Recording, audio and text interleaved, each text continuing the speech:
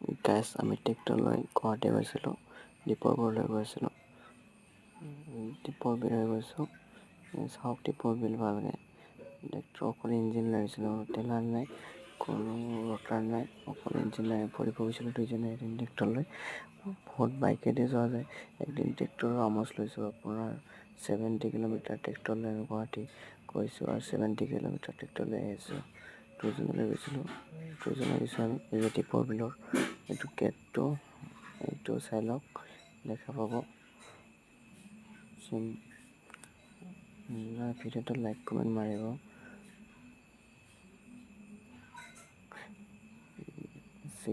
চিন থাকিব আৰু জীৱনত। ট্ৰেক্টৰ লৈ বহুত ফুৰিব গৈছোঁ। বাইক লৈ যোৱাটো বেলেগ, কাৰ লৈ যোৱাটো বেলেগ হয়। ট্ৰেক্টৰৰ মাজে মাজে লৈ যাব লাগে, সেইকাৰণে চাইছিলোঁ আৰু ট্ৰেক্টৰ লৈ কেনে কেনেকুৱা লাগে গুৱাহাটী যাই কেনে। সেইকাৰণে গুৱাহাটী গৈছিলোঁ ট্ৰেক্টৰ লৈ ফুৰিবলৈ।